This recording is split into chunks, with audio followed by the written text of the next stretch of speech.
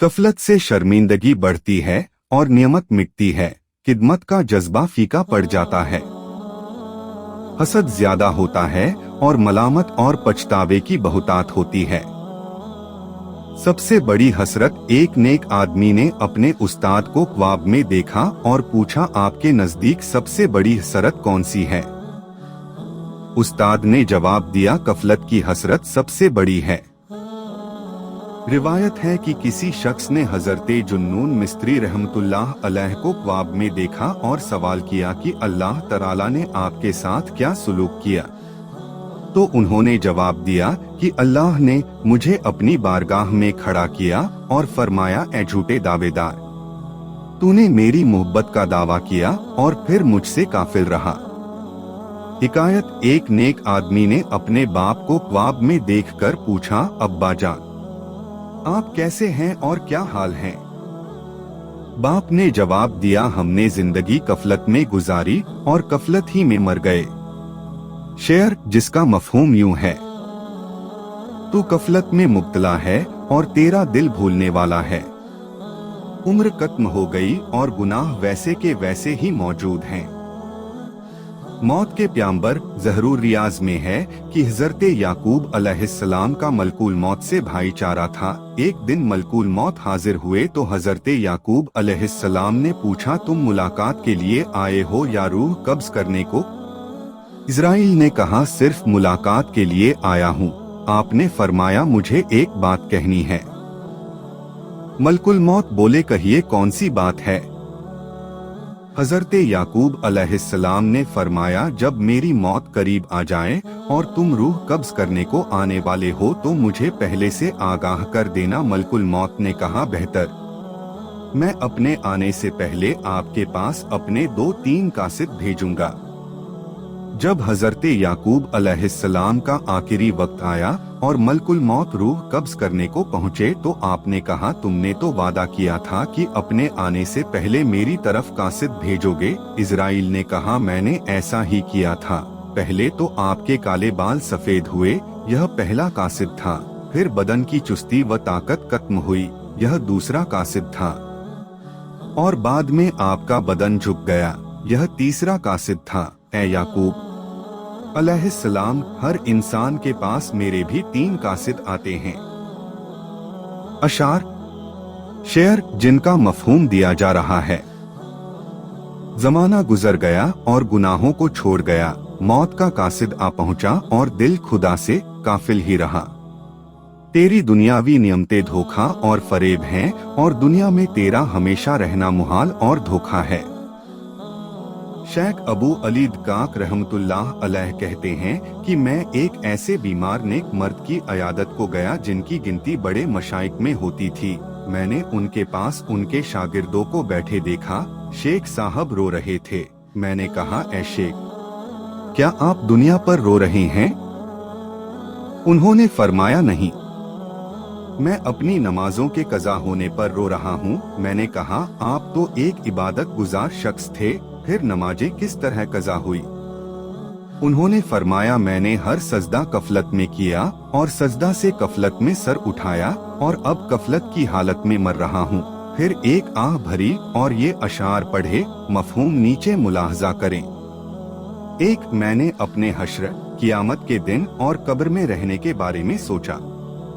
2, जो इज्जत और वकार वाले वजूद के साथ मिट्टी का रहीन गिरवी होगा और मिट्टी ही उसका तकिया होगा। 3, मैंने हिसाब के दिन की तवालत के बारे में सोचा और उस वक्त की रुसवाई का ख्याल किया जब नामाए आमाल मुझे दिया जाएगा। 4, मगर ए रब्बे जुलजलाल, मेरी उम्मीदें तेरी रहमत के साथ हैं।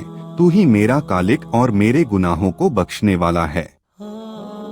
महज दावा बेकार हैं। उलूनुल अखबार में है, हजरते शकीक बल्कि रहमतुल्लाह अलैह फरमाते हैं, लोग 3 बातें महज ज़बानी करते हैं मगर अमल उसके खिलाफ करते हैं। 1, यह कहते हैं कि हम अल्लाह तआला के बंदे हैं लेकिन काम गुलामों जैसे नहीं करते बल्कि आजादों की तरह अपनी मर्जी पर चलते हैं। दो, यह कहते हैं कि अल्लाह ताला ही हमें रिज़्क़ रोजी देता है, लेकिन उनके दिल दुनिया और दुनिया की दौलत जमा किए बगैर मुतमईन नहीं होते और यह उनके इकरार के सरासर खिलाफ हैं। तीन, तीसरे कहते हैं कि आखिर हमें मर जाना है, मगर काम ऐसे करते हैं जैसे उन्हें कभी मरना ही नहीं। ऐ मुखातब, जरा सोच तो सही, अल्लाह के सामने तू कौन सा मुंह लेकर जाएगा और कौन सी जबान से जवाब देगा जब वह तुझसे हर छोटी बड़ी चीज के बारे में सवाल करेगा। उन सवालों के लिए अभी से अच्छा जवाब तलाश कर ले ताकि उस वक्त शर्मिंदगी न उठाना पड़े। फरमाने इलाही है। और अल्लाह से डरो, बेशक तुम जो कुछ करते हो अल्लाह उससे आगाह है और खबर रखता है। फिर अल्लाह ने मोमिनों को समझाया कि वह उसके अहकामात को न छोड़ें और हर हालत में उसकी वहदानियत एक होने का इकरार करते रहें। अल्लाह की इताअत। हदीस शरीफ में आया है कि अर्शे इलाही के पाए पर तहरीर है कि जो मेरी इताअत करेगा मैं उसकी बात मानूंगा, जो मुझसे मोहब्बत करेगा मैं उसे अपना महबूब बनाऊंगा, जो मुझसे मांगेगा मैं उसे अता करूंगा और जो बख्शिश की तलब करेगा मैं उसे बख्श दूंगा।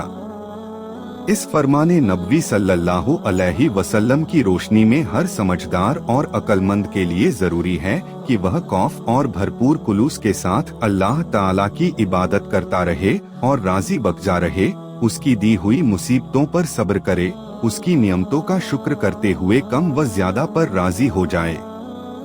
अल्लाह ताला फरमाता है, जो मेरी कज़ा पर राजी, मसाइब पर साबिर नहीं और नियमतों का शुक्र नहीं अदा करता और कम व ज्यादा पर कनात नहीं करता, वह मेरे सिवा कोई और रब तलाश कर ले। हजरत हसन बसरी का एक दिलनशी जवाब। एक शख्स ने हजरत हसन बसरी रहमतुल्लाह अलैह से कहा कि तअज्जुब है कि मैं इबादत में लुत्फ नहीं पाता। आपने जवाब दिया, शायद तूने किसी ऐसे शख्स को देख लिया जो अल्लाह से नहीं डरता। बंदगी का हक यह है कि अल्लाह की रजा के लिए तमाम चीजों को छोड़ दिया जाए। किसी शख्स ने जनाब अबी यजीद रहमतुल्लाह अलैह से कहा कि मैं इबादत में कैफ व सुरूर मजा नहीं पाता। उन्होंने जवाब दिया, यह इसलिए है कि तू इबादत की बंदगी करता है, अल्लाह ताला की बंदगी नहीं करता। तू अल्लाह की बंदगी कर, फिर देख इबादत में कैसा मजा आता है। अल्लाह की इबादत या मखलूक की इबादत। एक शख्स ने नमाज शुरू की, जब इया का नबूदू पढ़ा तो उसके दिल में ख्याल आया कि मैं खालिस्तन अल्लाह की इबादत कर रहा हूँ। गैप से आवाज आई, तूने झूठ बोला है, तू मखलूक की इबादत करता है। तब उसने मखलूक से नाता तोड़ लिया और नमाज शुरू की। जब फिर उसी आयत तक पहुंचा तो वही दिल में गुजरा। फिर निदा आई, तू अपने माल की इबादत करता है। उसने सारा माल राहे खुदा में खर्च कर दिया और नमाज की नियत की। जब उसी आयत पर पहुंचा तो फिर ख्याल आया कि मैं हकीकत में अल्लाह की इबादत करने वाला हूँ। निदा आई, तुम झूठे हो, तुम अपने कपड़ों की इबादत करते हो। उस वक्त उस अल्लाह के बंदे ने अपने बदन के कपड़ों के अलावा सब कपड़े अल्लाह के रास्ते में लूटा दिए। अब जो नमाज में उस आयत पर पहुंचा तो आवाज आई कि अब तुम अपने दावे में सच्चे हो। नसीहत पर गुलाम को आजाद कर दिया। रौनकुल मजालिस में है कि एक शख्स की अबाएं, एक लिबास गुम हो गई और यह पता नहीं चल रहा था कि उसे कौन ले गया। जब उस शख्स ने नमाज शुरू की तो उसे याद आ गया। जो ही नमाज से फारिग हुआ, गुलाम को आवाज दी कि जाओ फला आदमी से अबाएं ले आओ। गुलाम ने कहा, आपको यह कब याद आया? उसने कहा, मुझे नमाज में याद आया। गुलाम ने फौरन जवाब दिया, तब तो आपने नमाज अबा के लिए पढ़ी, अल्लाह के लिए नहीं। यह बात सुनते ही उस शख्स ने उस गुलाम को आजाद कर दिया। चुनांचे हर समझदार के लिए जरूरी है कि वह दुनिया को तर्क कर दे और अल्लाह की इबादत करता रहे, आइंदा के बारे में गौर व फिक्र करता रहे और अपनी आखिरत संवारता रहे, जैसा कि फरमाने इलाही है। जो शख्स आखिरत की खेती की फिक्र करता है तो हम उसकी खेती ज्यादा करते हैं, और जो शख्स दुनिया की खेती का इरादा करता है हम उसे उसमें से कुछ देंगे और आखिरत में उसका कुछ हिस्सा नहीं। यानी उसके दिल से आखिरत की मोहब्बत निकाल दी जाती है। इसीलिए हजरते अबू बकर सिद्दीक रजी अल्लाहु अन्हु ने हुजूरे अकरम सल्लल्लाहु अलैहि वसल्लम की जात पर 40,000 दिनार एलानिया और 40,000 दिनार पोशीदा तौर पर खर्च कर दिए थे, यहाँ तक कि उनके पास कुछ बाकी न रहा। हुजूरे अकरम सल्लल्लाहु अलैहि वसल्लम और आपके अहले बैत दुनिया और उसकी ख्वाहिश से मुकम्मल परहेज करते थे। इसीलिए हजरते फातिमा रजी अल्लाहु अन्हा का जहेज सिर्फ मेंढे की एक रंगी हुई खाल और चमड़े का तकिया था जिसमें खजूर की छाल भरी हुई थी।